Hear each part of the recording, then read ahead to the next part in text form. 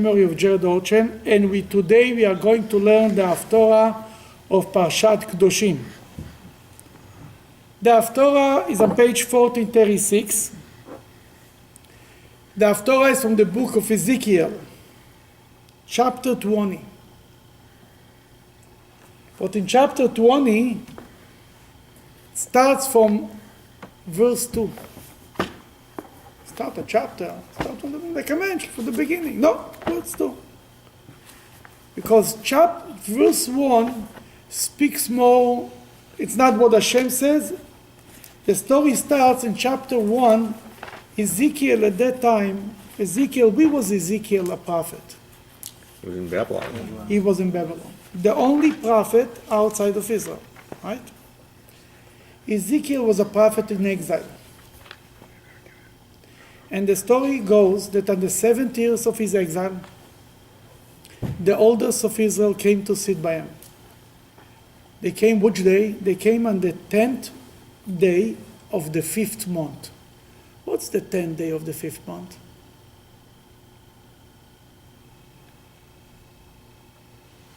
Tisha B'Av. Very good. A day after Tisha B'Av. Tisha B'Av is the 9th day of the 5th month. This is the 10th day. Really, the first temple was destroyed, most of it, I think, the first temple, the second temple, on the 10th. There's one of the rabbis said, if I would be alive at the destruction of the temple, I would make the fast on the 10th. It started the 9th, but it finished on the 10th. Then the 10th, this was before the destruction of the temple. But God led it to happen, this prophecy, on Tisha B'Av, so to speak, as a warning to what is going to happen if we will not behave. Then it's written, the elders of Israel came to sit in front of the prophet Ezekiel. According to the Medrash, who are the elders of Israel who came to speak to Ezekiel? Who could it be?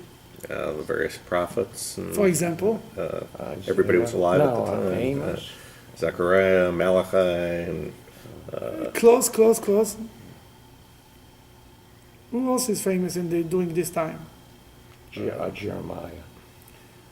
Jeremiah was in Israel. This is in exile. Daniel. Close? Very close. Which rabbi? Or which no, close to Daniel. It was not rabbis at that time. It was before rabbis. Mordecai. And Close. Mordecai? No. Mordecai was there, but very close. Ezra? Ezra was the second temple. That's right. Close. Haggai. Close! Hananiah, Mishael, and Azariah. These three came to Ezekiel to beg God, to pray to God, basically, what is going to be with the left of the Jews who live in Israel. Would they stay in Israel or not, basically?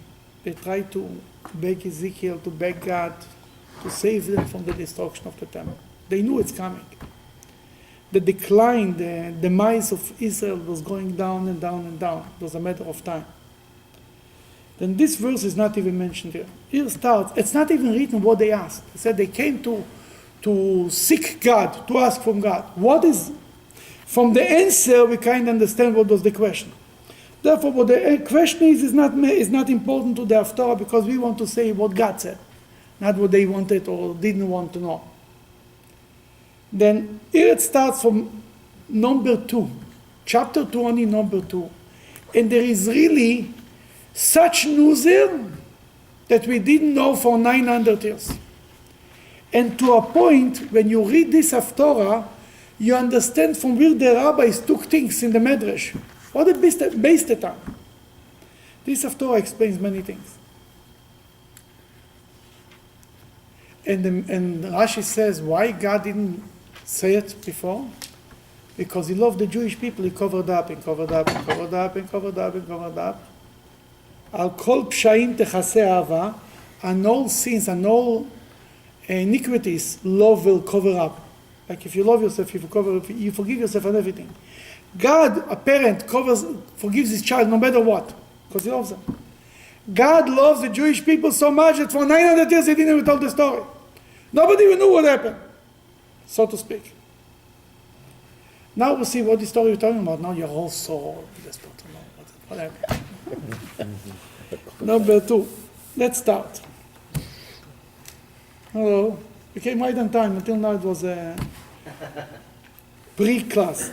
The word of God came to me, saying, Son of man, speak to the elders of Israel and say to them, This is what God Almighty says. Have you come to petition me in prayer to save Jerusalem? As I live, says God Almighty, I will not let you petition me. You came to petition me to save Jerusalem? I don't hear you, God says. Why not?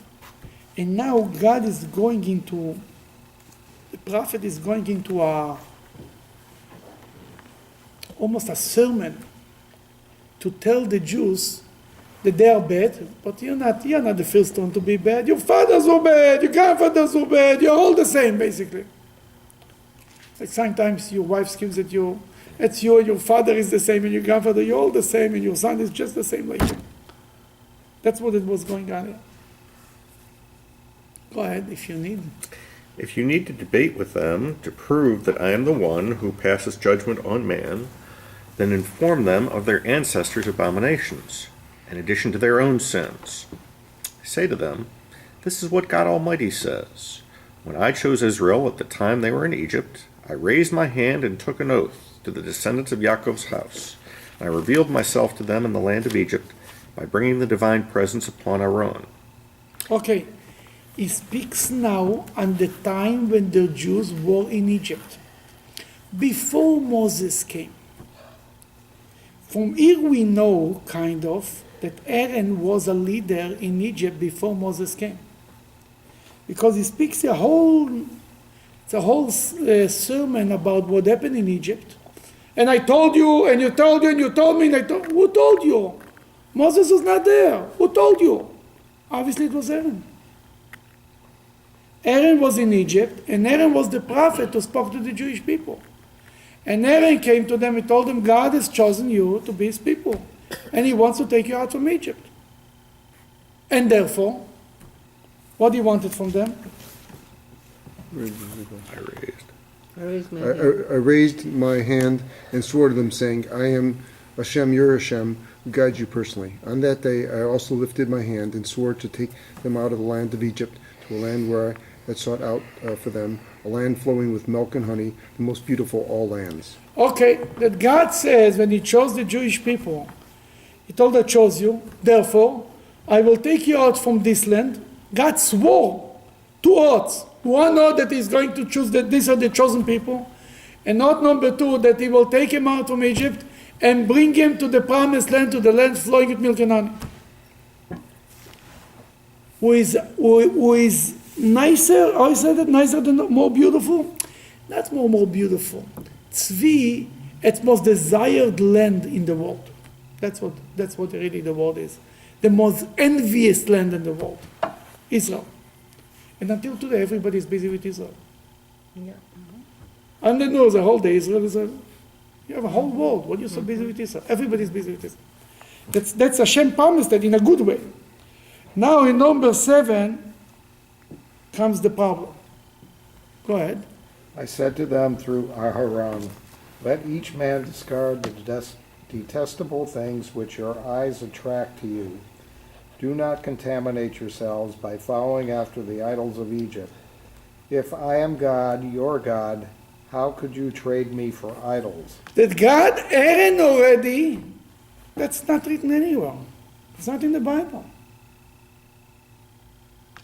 Ezekiel was 900 years later. For 900 years, the Jews, they never heard the story. I mean, the Jews in Egypt knew the story, but there was no record of this. In the Bible's record only was Moses spoke to the Jews. What Aaron spoke to the Jews before is there's no record. Then here he says Aaron came to them and told them in Egypt the Jews were idol worshippers. That's why we see so many midrashim when you read this, you see from where it's coming. The Medrash says when God wanted to take the Jews out of Egypt, the Satan came to God and told them, why are you taking the Jews out? What are better than the non-Jews, than the Egyptians? They are idol worshippers and they are idol worshippers. From where exactly the Medrash knows that they were idol worshippers in Egypt? Was the Medrash, the rabbi was in Egypt? From here. The Torah says they were at the 49th. It's not written in the text. It's my not friend. written in the It's text. also based on this. It's also based on Sure. they had descended to the The whole 49th. thing, yeah, it's all Kabbalah, Medrash, yeah. It's all based, where is the source for this? In these stories. The dear Ezekiel says that I told you in Egypt to stop worshipping idols. And they didn't want to. Obviously they were idol worshippers. Now it makes sense when the Medrash says they were that God had a problem to take the Jews out of Egypt because they were like the Egyptian. Therefore he gave them the mitzvah of the Passover lamb. What was the Passover lamb all about? What Rashi says, what the Talmud explains. It was because it was the God of the Egypt that to slaughter the God, to deny the idol worshipping.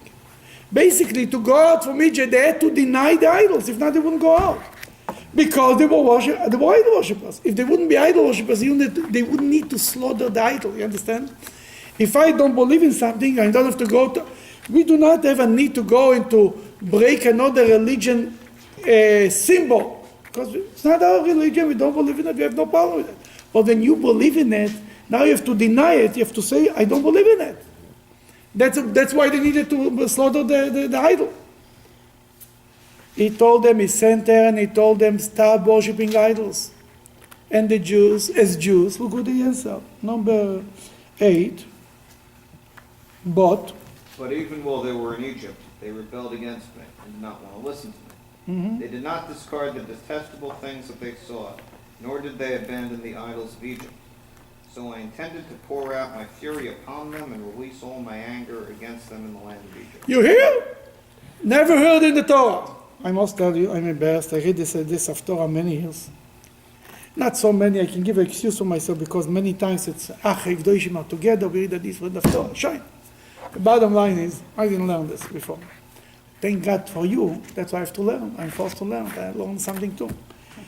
Then what he says here, he says that Hashem, that I told them to stop to worship idols, they didn't want to. And therefore God was so angry with the Jews in Egypt that he wanted to destroy them in Egypt already. Before anybody was going out, before anything. But why he didn't do it? However, I acted for the sake of my name, so it would not be profound in the eyes of the nation among whom they lived. For I had revealed myself to the Jewish people through Aaron, in the presence of the nations, promising to take them out of the land of Egypt, so I did not want the Egyptian to think I was incapable of doing so. amazing that God, the only reason why God didn't do it, because he already told the Jews, and the Egyptian already heard about it, that God chose the Jewish people, that's his people. And he promised to take him out of Egypt. If he destroys them, means he couldn't even destroy. That the Egyptian should not think that he doesn't have the power to take him out from Egypt. Therefore, he forgave the Jews. We read a similar story in the Bible, right? When was the same argument used? With Moses. With Moses and the golden calf, right? Yeah. Moses came to God and told them, forget about the Jews, what are they going to say? What are the Egyptians going to say? You couldn't bring it, as soon as bringing the same story. See, they bring it to the land of Israel, and here, before Moses came around, was a whole story here. Aaron went to tell them to stop to worship idols, and God chose you, and God is going to give you the land flowing with milk and honey. By the way, the whole land flowing with milk and honey, the first time it appears is in the book of Exodus. When God promised Abraham the land of Israel, he didn't promise them not honey and not milk. Gurnished.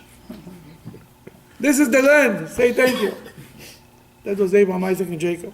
He came to the Jews in Egypt there to give them something more than that. It was not enough. They were living in Egypt. Hey, you want us to come? Oh, if I got it, it's a great land and it's a good land. Abraham, Isaac, and Jacob, he just told them, enjoy it. Whatever is here, is here. Then, go ahead, please. This rationale about God's protecting his image among the Gentiles, and the same argument could be made in terms of the destruction of both temples, be made in terms of the Holocaust, could be made in terms of 100 different things. You bet. So, What's the question? Well, obviously, God uses this as justification only for certain One second, one cases. second. That's the difference between Kiddush Hashem and Chilul Hashem. Kiddush Hashem means sanctifying God's name. I think this is the connection to the Parsha of the week. Kedoshim is speaking about sanctifying God's name. When is God's name sanctified? And when is God's name violated? You tell me. When you think, wow, God is great. When you see God made a miracle to the Jews. 6-day war was a sanctification of God's name in the world. The whole world was shaken by the miracles that took place. When God for a Holocaust doesn't bring the sanctification of God's name, it brings the violation of God's name. The Holocaust was a proof to many nations in the world and many other religions that God abandoned the Jewish people. Then when the Jew himself, who gives his life for Judaism, he sanctifies God's name by his dedication to God. But as a whole, God's name is not being sanctified. What people ask, where is your God? If you're the chosen people, where is your God? When there is miracles, then is God's name sanctified. Now, why it's so important to God, his image? People can say, what is he, a human being? What is it, Coca-Cola, that he needs his image to be good? I'll tell you why. Because what's the goal? The goal is, we say on Rosh Hashanah and Yom Kippur, God, be a king over the world, right? How exactly is God going to be a king over the world? When is God a king over the world? When these people. When there is people. When people recognize that there is a God, that he is God. If people don't recognize that he is God, he's not a king over the world. He is God. What is not over the world, nobody knows him. Then you understand? If you look good, if you read the literature of Rosh Hashanah and Kippur, it's not about Jews, it's about the world. Please, God, be a king all over the world. Every creature, everything, and everyone who has a breath in his nostril should say that you are God, the king of the world. Because if God is not universally recognized, then there's no universal justice. There is no universal anything. You're right. The whole goal is that we Jews, we are the agents of God to bring the belief of God to the rest of the world. That's our job. We are the mezuzah of the world. More simpler, we are the rabbis of the world. There is 7 billion people. There is only 13 million rabbis. You understand? How big is to be the congregation of every Jew? We're supposed to go out and to bring the belief of God. Now, if God, what was Abraham's real challenge with being ready to sacrificing Isaac? Besides that it was his own child. There was something also theological a problem here. Abraham was running around, there is a God. You don't see him, you don't smell him, but there is there. I said, yeah, there's a God. You came up with a dream. He said, I'm telling you, God promised I should have a child. You'll see. He goes around for 30 years. He says, you'll see. Everybody tells him, no, Abraham, no. You're 90, 92, you're 95. Comes 100 years old. A child is born. The best proof that there is a God, right? No, he's running around. He has proofs. It's not chaloimes. He says, if you listen to God, God will take you. There's a God. Now comes God one day, he says, kill Isaac. What do you think he's going to do to the theology, to the belief of God? What do you think he's going to do to the people who are already convinced? God says you will start from your nation. Isaac did not have children yet. And what kind of a God is it altogether if he kills babies, kills children? They'll lose their belief. Then they will lose everything. Then the biggest challenge of him, beside being ready to say, it was not just sacrificing his son, he was sacrificing everything he has, his religion, his belief, everything. His whole life work, everything. Everything is going flushed down. Everything is over. The same thing is here. Then when God says, I did not destroy the Jewish people because the Goy will stop to believe in me, it's not a matter of a bad image. Because that's the agenda. The agenda is when the 10th plague Toward the 10th plague, how many times God tells Moses, and Egypt will know the time God, and Egypt will see the time God, and you will see the time God. It was all about an educational process to teach the world that there is a God. And Egypt was superpower. You teach Egypt, you teach the rest of the world. Because if God wanted just to take the Jews out of Egypt, he can make the guy and the border should die or be blind. He made the people in Sodom and Gomorrah blind, right? He can make the people also blind in other places. He does, you understand what I'm saying? To take the Jews out of Egypt will take 5 minutes. I need 10 plague with the whole thing, with the splitting of the sea, with a whole year of a whole commotion. Why? Because it wasn't just about to take the Jews out of Egypt. It was about to educate the world that there is a God. That here, if he comes and he kills the Jews before he had a chance to take them out of Egypt, it's over. Who is going to teach about God? Which nation is going to do it for him? By the way, who is going to do it for him? Only us. As much as we stuck with God, God is stuck with us. There is a famous song that Rabbi Levi Yitzchok of Barditchev used to sing Yom Kippur before Kol Nidre. And it's as the word, God, what do you want from the Jewish people? What do you want from their lives? Everything that you say is speak to the children of Israel, tell the children of Israel, to the children. It's all about the children of Israel. What do you want from them? You have anybody else? Is anybody else going to do this job? What is this? Because that's exactly what's going on here. God here says, yeah, I was so angry with you, I want to get rid of you. But, what are the goyim going to say? I mentioned a few times the story, the guy with the poets was sitting by the Seder table, and he said, next year in Jerusalem, and they turns to God, God, we will forgive you, but what is the poets going to say? He's promised us next year in Jerusalem, he don't live up to it. Then this is and by the way, talking about the destruction of the temple, the destruction of the temple was instead of destroying the Jewish people. It was actually because he didn't want that the image of the Jewish people of God should be gone away, therefore he only destroyed the temple. It's written God poured out his wrath on the building instead of the Jews. No, Jews were also killed, I don't say now, but in general, the Jews survived. The Jews went all over the world. Actually, the good part of it came out that the Jews went all over the world, and they spread the belief of God everywhere. Before they were only in Israel, right? Then there is actually a benefit there. This is section number 1 in the Haftorah. Is reminding them a story about Egypt that nobody heard about it until Ezekiel came in Har Kvar in Babylon, and he told the story to Hananiah, Mishael, and Azariah, and then eventually it was written. Nobody knew about it.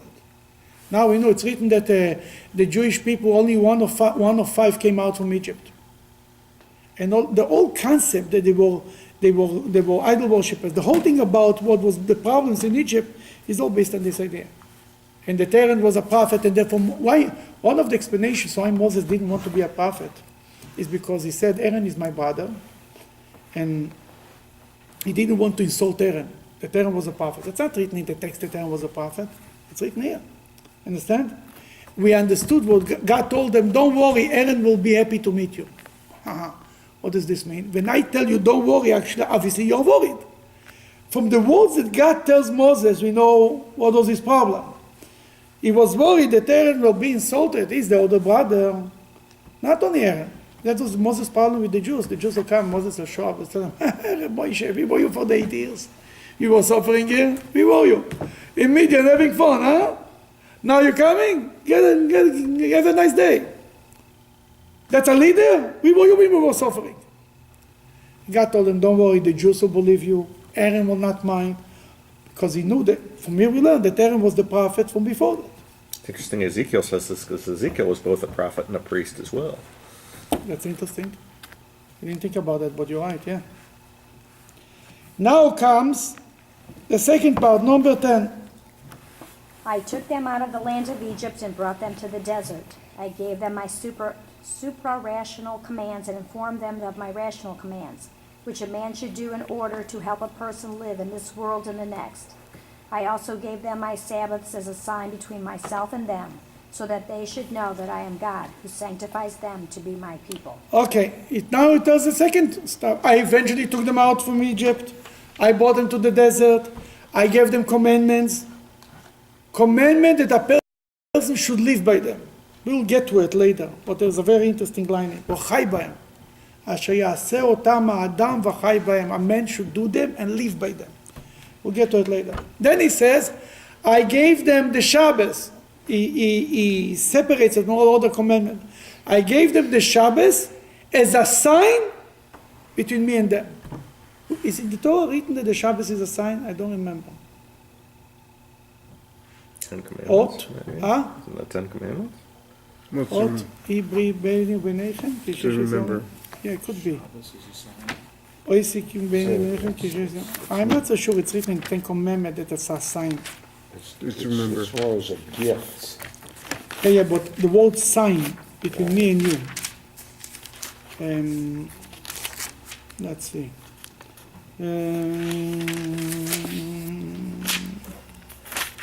Not in the first time, it's in the second time. It's Hanan.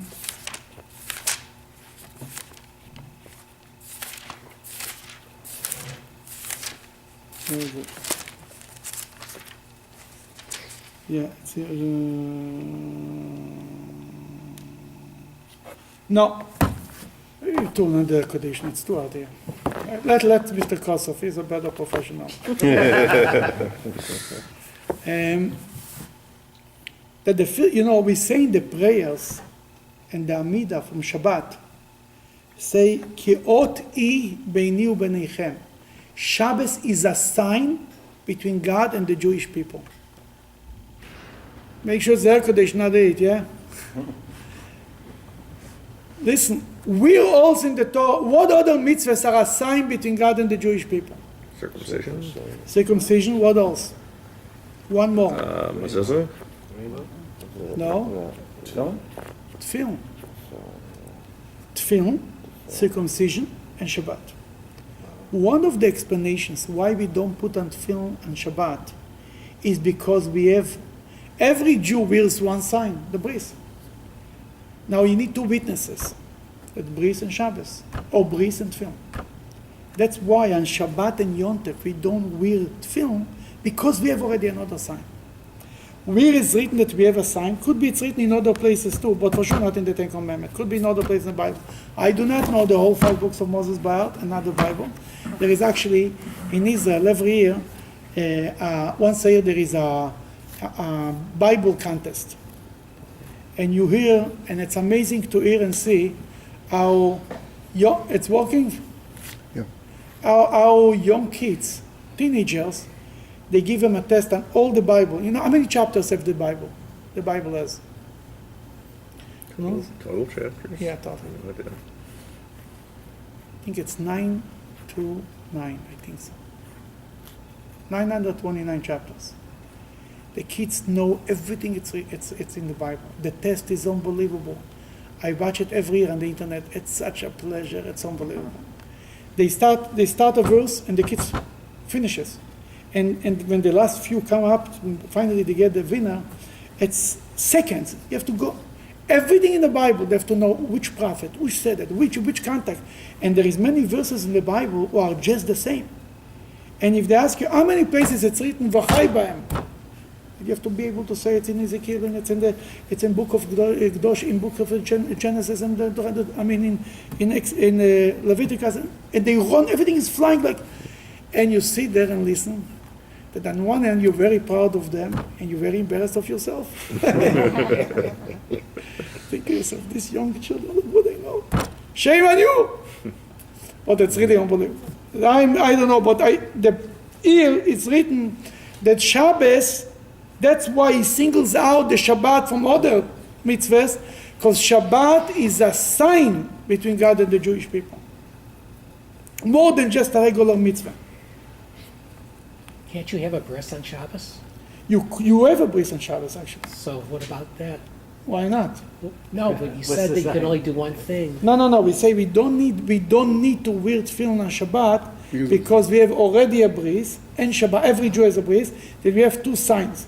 Actually, you have a bris on Shabbat, and you allow the bris pushes away Shabbat. Even on Yom Kippur, you have a bris.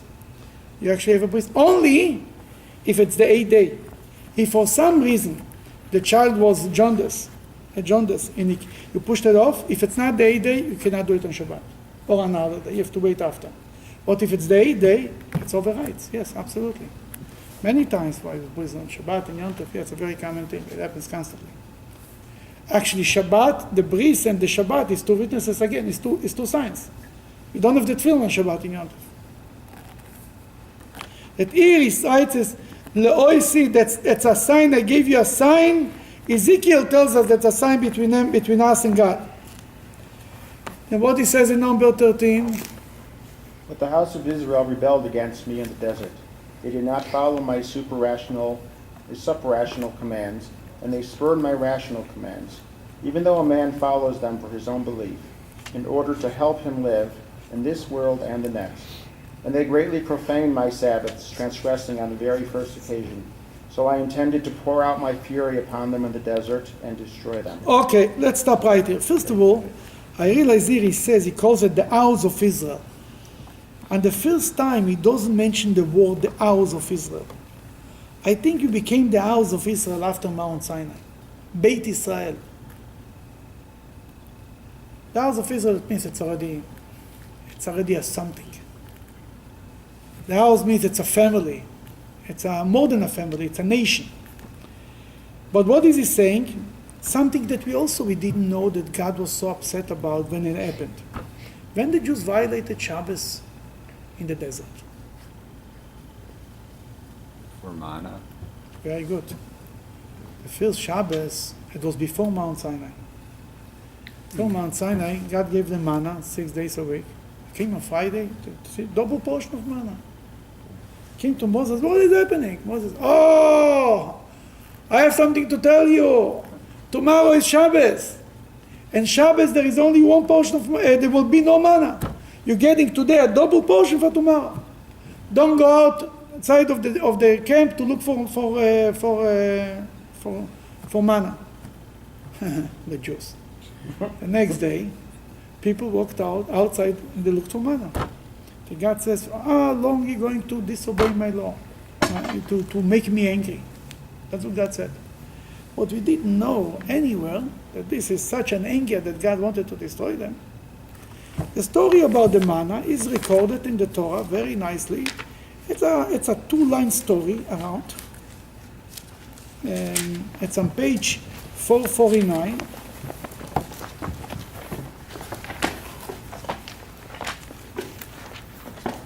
Double portion of manna for Shabbat. At least it's recorded, this story, before the beginning. It was not recorded anywhere. This is at least recorded. On Friday, it's perfect for the Kohen because you remember the story. On page 449, you see the double portion? On Friday, go ahead. On Friday, they gathered what they later discovered to be a double portion of bread, 2 omers for each person. The head of the community came and reported it to Moshe, because Moshe had not yet informed them about the precepts of Shabbos, which God commanded him earlier to give over. Just to confuse you a little bit, that's alone that Moses didn't God told Moses in the beginning it's going to the Shabbos. For some reason Moses did not tell it to the Jews. The whole story was a good thing, was a bad thing, but continue, go ahead. He said to them, this is what God said, tomorrow is a rest day, a holy Shabbos to God. Bake whatever you wish to bake today, and cook whatever you wish to cook today. Whatever's left, whatever's left over, put aside for storage until morning. They put it away until the morning as Moshe had commanded, and did not become foul-smelling or worm-infested. Now turn the page. Next page, 451 in the top. Go ahead. On the 7th day, some of the people went out to gather manna. but they did not find any. Really, huh? Continue. God said to Moshe, how long will you refuse to observe my commandments and my teachings? You can see with your own eyes that God is giving you the Sabbath because a miracle occurs on the Friday and he gives you enough bread for 2 days. But if you think about the word of reprimand that God says is, for how long you're going to refuse to observe my mitzvahs? That's it. Fine. You think it was a little incident? You read by Ezekiel, whoa! He wanted to destroy them because of them. There is another story of violating the Shabbos in the desert. Where the guy violates the Sabbath, yeah. But it was only one person, and everybody told them not to do it. Then basically the only story is they went out and they camped to look for manna. Here God says, you violated my Shabbos, look what you did. And again, here is the line that we'll soon speak about, the mitzvahs that a person should do them and live by them. And here it says the commentary, live by them in this world and afterlife, right? Okay. We are number 14, go ahead. I have a question. Yeah, please. But God knew in the desert that Moses didn't tell the people about the But he Sabbath. told them Friday. By Friday he told them. Instead of telling them Sunday, he told them by Friday. Wait. He told 80,000 people or whatever it was in one day. I mean, quite an He told internet. it was how he worked it, that's a different story. The whole system was. But the bottom line is everybody knew. He sent a WhatsApp. Everybody knew. I'll tell you, simple. Everybody got a double portion. Everybody was asking why. But the news spread very fast. Everybody lives in the same camp. Tomorrow there's no manna. And this is what you get today, is a double portion more. The left of tomorrow, it didn't spoil. Usually the manna is to spoil in the next morning. It didn't spoil. Moses says, this is the manna, don't look for anywhere else, it's not going to be. They still went. Medrash goes even further, that there were some guys who were troubling, giving Moses a hard time. Dathan and Aviram, the two troublemakers. They went and they spread some manna outside that people should think that manna fell. Go argue the manna from today, from yesterday, go They were salting it. Then they had, the birds came and ate the manna. That's why we have a custom that every year when we read the story of this story, the Exodus from Egypt, the story of the manna, we put some food for the birds before Shabbat, for the birds, to reward the birds for what they made sure that Moses will not look like a liar. So this is this week? No, it's not this week, no. Wasn't It's there in the winter, remind me next year. some the manna would get leached into like a river? Or? That's another story, we're not going to get in the manna business. Wow. Number 14. However, Wait a minute. 14. However, I acted for the sake of my name, so it would not be profaned in the eyes of the nations who watched me take them out, for they might think that I was unable to bring the Jewish people to the land of Canaan. who said this argument? This argument said Moses at the golden calf. But here it's written not about the golden calf. It's written about before the golden calf. But it's the same argument. Moses said in Parshat Kisiso, Moshe says, he begs God to take the Jews out. And what does he tell? Right in the beginning, when he asked him to forgive the Jewish people, by Chal Moshe, on page 567,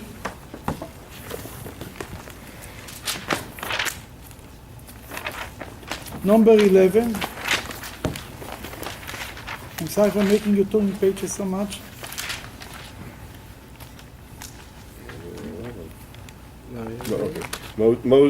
Moshe pleaded before God, his God, and said, "Why, O God, should your anger be kindled against your people, whom you have brought up from the land of Egypt, with great power and with a strong hand? Why should the Egyptians say, he brought them out with evil intent to kill them in the mountains and to annihilate them from upon the face of the earth?" Why should the Egyptians say you took them out from Egypt? The same line, the same words. Moses used the argument. He knew what's the best argument to say. Even today, when a Jew wants to do something bad, what do you tell them? Forget about you. What are they going to say?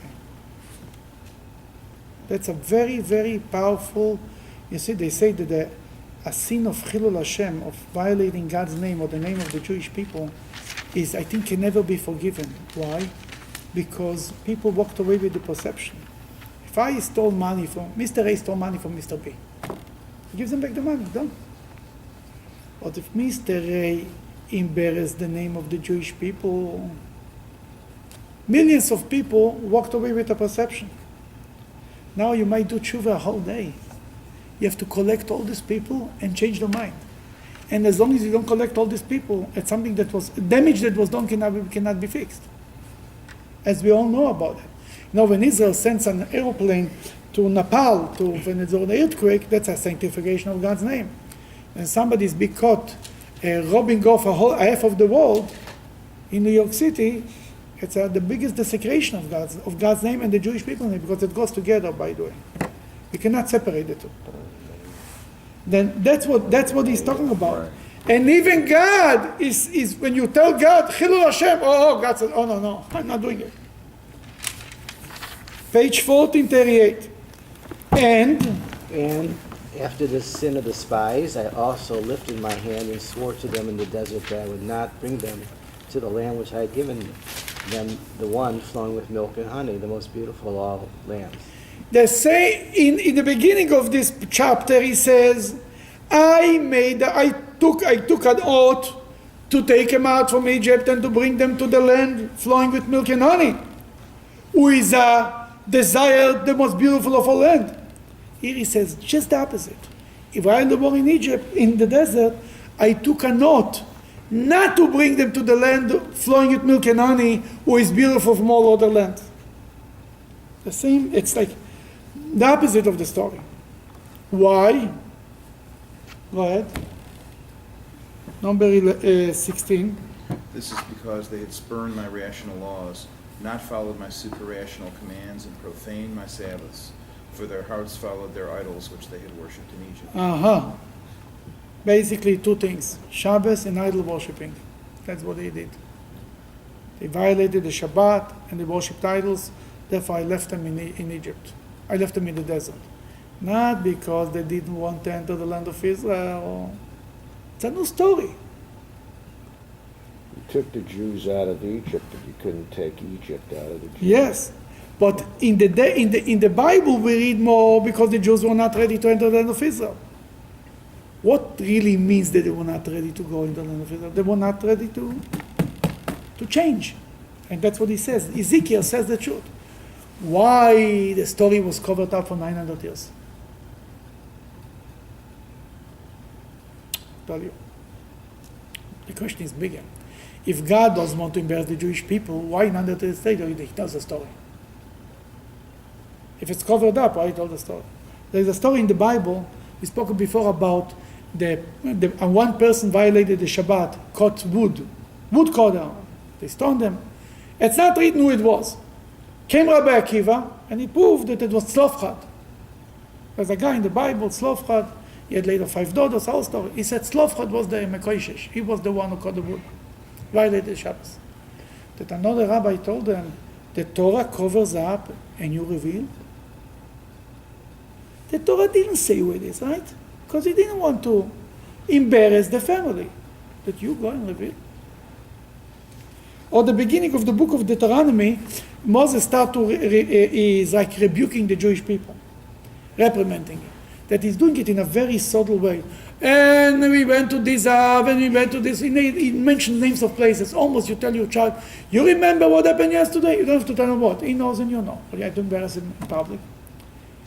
But Rashi comes, the Talmud comes and says, in this place happened this, and in that place happened this. The same question is there. If the Torah covered up, why the rabbis are revealing it? The answer is simple. At that time, you don't want to embarrass the people. They're alive, the children are alive, the grandchildren are alive.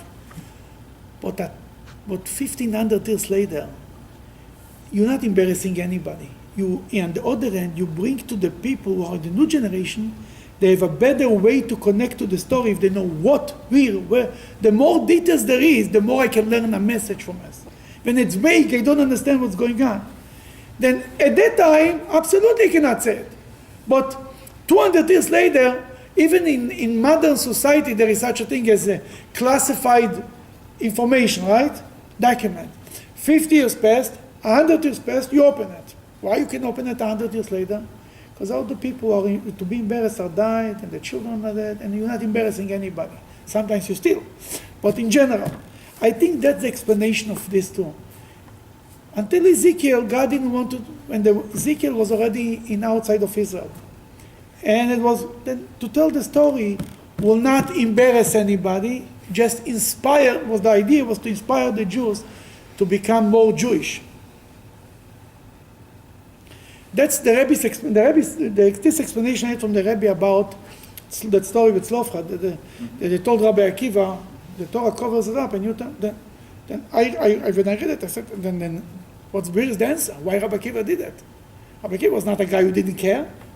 Well, the Rebbe said, there is always, you have to weigh what's better for the public, to reveal the story embarrassing people, or it's better to make sure that the rest of the public is being protected, so to speak. The same thing is here. At that time, it was embarrassing. Now, 900 years later, you're not embarrassing anybody, we're just inspiring people to be better. We are in number 17, right? Yep. Even though they deserved to be destroyed, I had pity on them, so I did not wipe them out in the desert. Mm-hmm.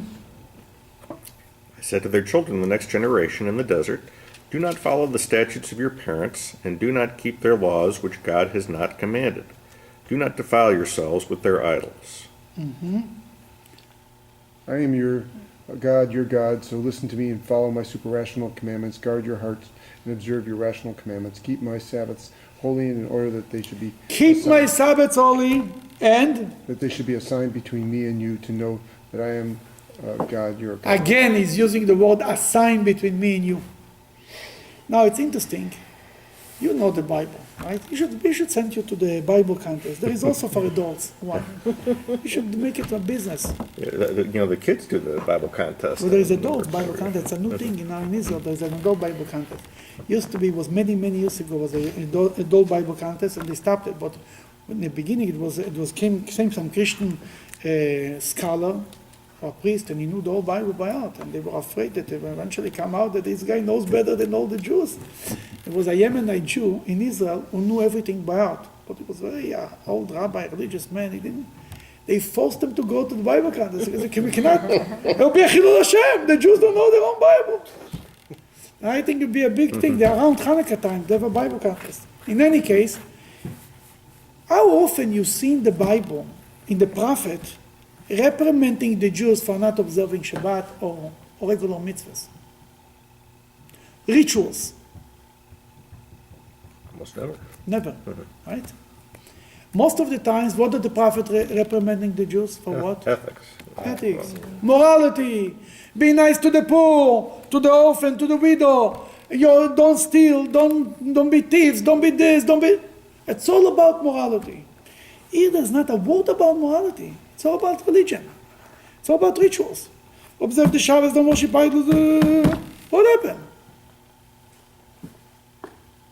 During the time, and you look good, in the Talmud also, the Talmud is more busy with rituals. It mitzvahs. Put on tefillin. Where you see? When you ever heard Jeremiah telling the Jews putting on tefillin? Never. Isaiah? Who? Amos? Who heard that of such things?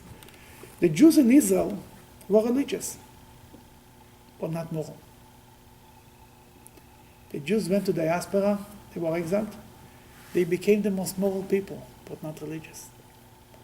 That everyone was speaking, reprimanding what was the problem. Now people now say, oh, look, the prophets are all about morality. They don't care about religion. They don't care.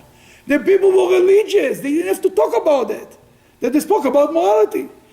Here is in the diaspora, here is Ezekiel, the 7th year into the exile, the Jews are already starting to become very moral, but not religious. What is he speaking about Shabbos? Not worshipping idols. It's always what the need of the people is. It's not that the prophet didn't care for religion, for rituals, only for morality. Not that Ezekiel didn't care for morality.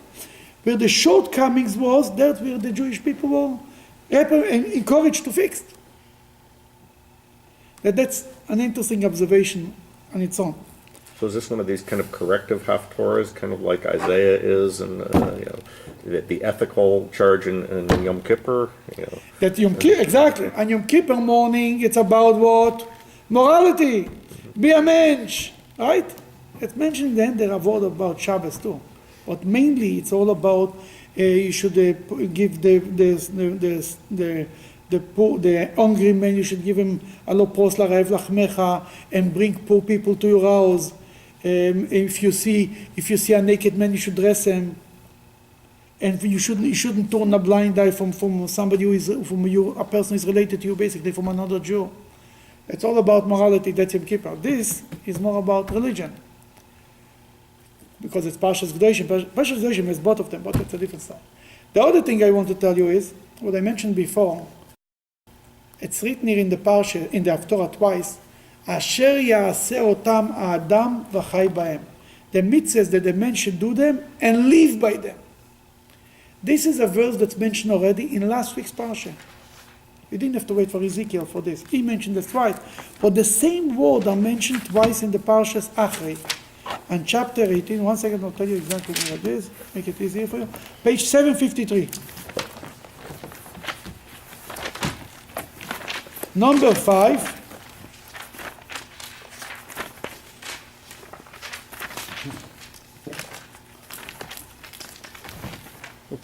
It's working? Still. You see number 5? Mm-hmm. You should guard. Who's supposed to read? Yes, ma'am. You should guard my super-rational commands and my rational laws, which a man should do, and you will live by them in the next world, for I am God who is faithful to pay reward. You should live by them. Let's forget about the parentheses for a second. That's the verse. You should live by them. Now, what does this mean? You should live by them.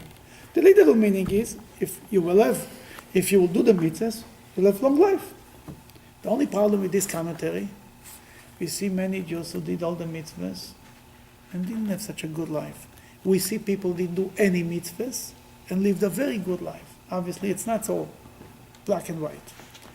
Here, Rashi says, you should live in the afterlife, so to speak. You lead a spiritual life forever if you do the mitzvahs.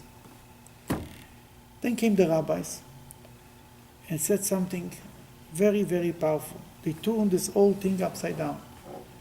They said, you should live by them and not die by them. You know, we mentioned a few times there were two groups in the Jewish people during the Second Temple, the Sadducees and the Pharisees. The Sadducees were people who learned only the text, literal text, nothing else. That they said, it's written, for example, about Shabbat, you're not allowed to make a fire on Shabbos. That we learn, you're not allowed to light a fire on Shabbat, but you're allowed to enjoy the fire on Shabbat. You're allowed to turn the fire on and to warm yourself up during Shabbat. You're allowed to have lights on Shabbat. You're allowed to cook, not to cook, but to leave the cholent on a covered fire on Shabbat, and eat it, warm food on Shabbat. We light candles Friday night. They said no fire on Shabbat is no fire on Shabbat. They say we're sitting in the cold, in the dark, and eating cold food and freezing. Now in the Torah it's written, you're not allowed to violate Shabbat. Let's say if you're being attacked by enemies. It was once a story, I don't remember the time of the Greeks or the Romans. There was a group of Jews who were attacked by the enemy, and they thought that you're not allowed. The story of Hanukkah. They were attacked by the Greeks. Thank you. And they didn't fight on Shabbat, and they were all killed. Then the rabbis came out and publicized the law. It was a law came from Moses, but they didn't know that.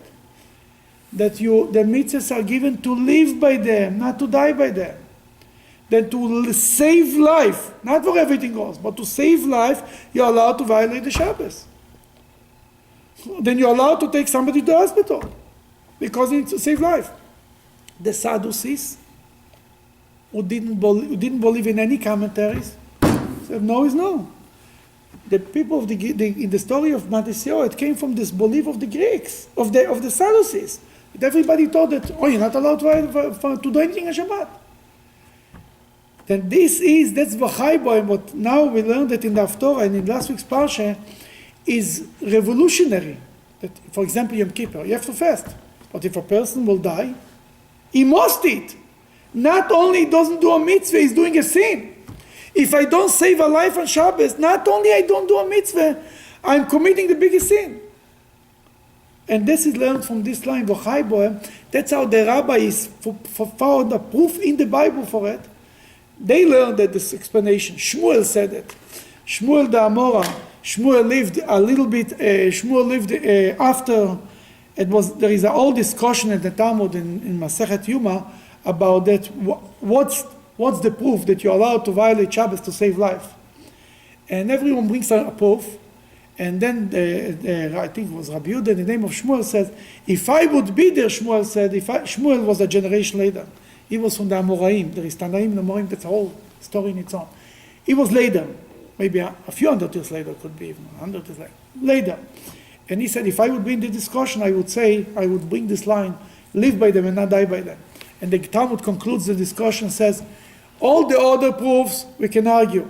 Shmuel's proof is the best proof. Live by them and not die by them. And that's what's written in the Haftorah from today twice. The mitzvahs a person should do and live by them. Live by them physically, live by them spiritually, because as Maimonides right, the Torah is about live by them. The laws of the Torah are not to make people suffer. It's to bring life and peace and good to everybody around.